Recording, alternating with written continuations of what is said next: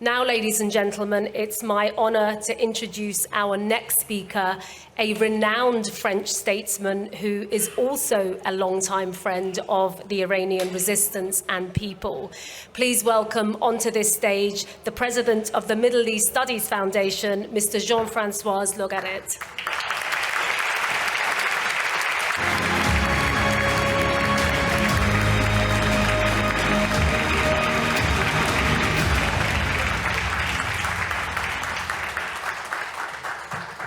Merci beaucoup, Madame la Présidente, chers amis de la résistance iranienne. Je suis vraiment impressionné par l'intensité, le nombre, la venue de toutes les parties du monde qui se sont retrouvées ici et à Paris samedi dernier. Alors certes, nous avons vécu des péripéties pour tenir cette grande manifestation, mais seul le résultat compte. Cette manifestation était très impressionnante, digne, calme, fraternelle. Et je pense que c'est peut-être le message le plus fort que nous pouvons adresser au régime des mollahs, qui continue dans la persécution, dans la discrimination, dans la menace, dans la terreur, parce qu'ils ne connaissent que ce langage-là. Et ce qui s'est produit il y a maintenant 10 jours à Ashraf est effectivement très préoccupant. Plus de 200 équipements informatiques, disques durs ont été volés, mais malheureusement transmis. Il va falloir demander des explications. On a invoqué tout à l'heure le droit international. C'est le moment d'en faire usage. Si les gouvernants albanais et américains ont, de quelque manière que ce soit, facilité le transfert au régime iranien d'informations confidentielles volées, il faut qu'il soit poursuivi et que nous ayons toutes les explications et les condamnations sur leurs responsabilités.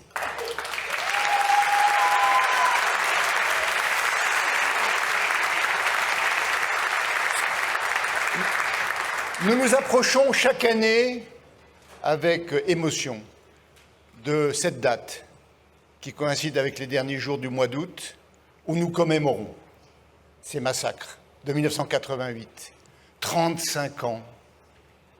Mais le souvenir ne s'est pas effacé, l'émotion ne s'est pas affaiblie.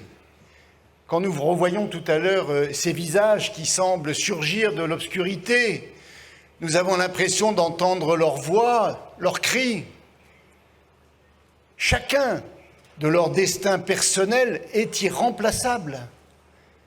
Et c'est pour cela que c'est un génocide.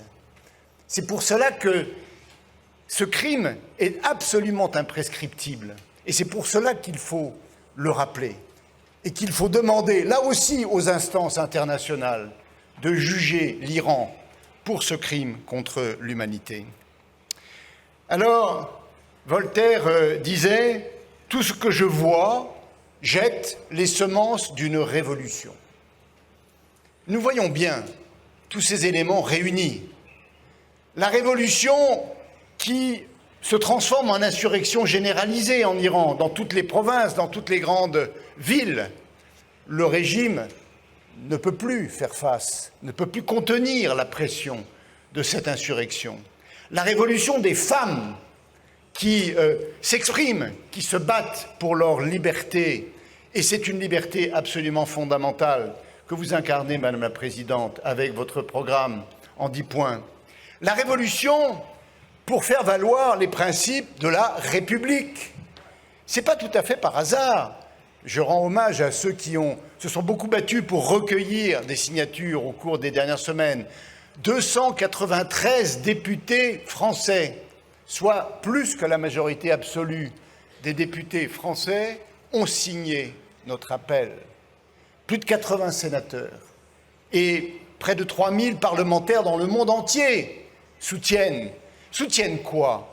Soutiennent les valeurs, les principes, les fondements de la démocratie et de la République.